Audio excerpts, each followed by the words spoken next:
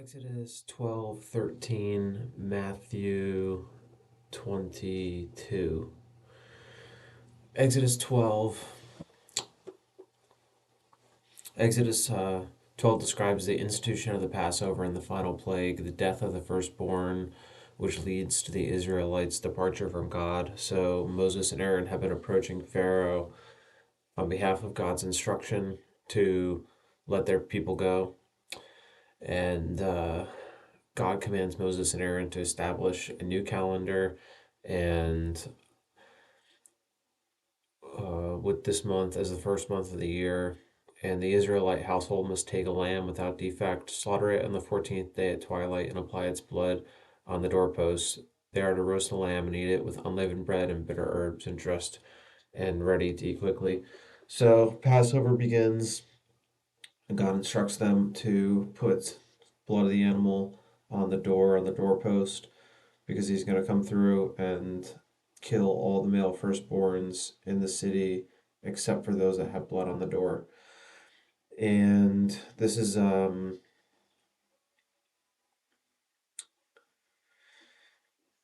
might be the biggest of all the plagues. I'm assuming. I think it is. I think the smaller ones, they're obviously getting worse and worse. So it would have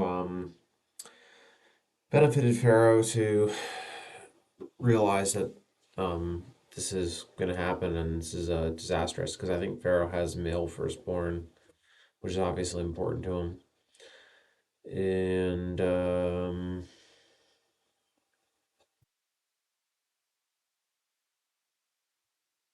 Exodus begins. So there's 600,000 Israelites that are slaves in Egypt that are going to make this journey out. I think they asked the Egyptians for silver and gold, and the Egyptians, I think, at this point are just giving it to them because they know that powers beyond them, beyond their control, are with the Israelites. So, chapter 12 is a pivotal chapter, establishes the Passover, the defining event of Israel's history. Let's see. Exodus 13 focuses on God's instructions following Exodus, including the consecration of the firstborn, the feast of the unleavened bread, and God's guidance as the Israelites begin their journey out of Egypt. So God commands that every firstborn male be dedicated to Him, including both human and animal, as a reminder that He spared Israel, His firstborn, during the final plague. Feast of the unleavened bread for 7 days, and um, God leads the Israelites. So instead of taking them the direct route through Canaan, through the land of the Philistines, God leads them through the wilderness towards the Red Sea to avoid immediate warfare. And Moses takes Joseph's bones, fulfilling Joseph's request before his death. And the pillar of cloud and fire, God visibly leads the Israelites with a pillar of cloud by day and a pillar of fire by night, showing them the way and providing reassurance for his presence. Exodus 13 highlights the importance of remembering God's deliverance, dedicating the firstborn to Him, and trusting His guidance even when their journeys takes an unexpected path. And Matthew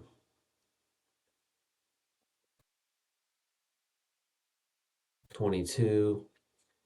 There's several important teachings from Jesus, including parables, challenges from religious leaders, and the greatest commandment. So there's the parable of the wedding feast, where Jesus compares the kingdom of heaven to a king who prepares a wedding banquet for his son, and he tells this story, and he invites all his friends to come, and none of his friends seem to want to come. Um, so then he tells his servants, go out to the street and have everyone come. I guess he was going to fill it with random people and not even have his friends come. So they come, and then there's this like homeless guy at this feast wondering why he's even there. He's not dressed properly.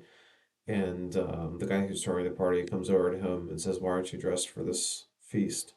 And I don't know, throws the guy out into a jail or a pit or something. So many are called, but few are chosen.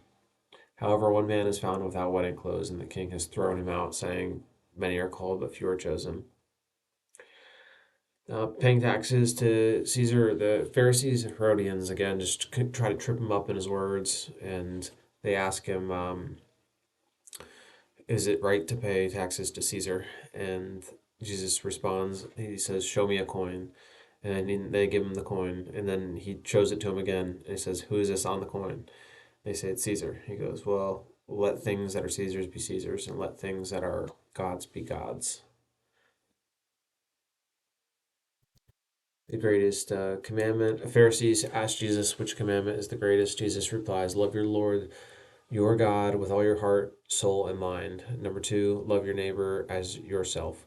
So, in those two, if you look at the Ten Commandments, I believe love your Lord and God with all your heart, soul, and mind. I think it's like the first four, and then love your neighbor as yourself encompasses 5 through 10. He says all the law and the prophets hang on these two commandments.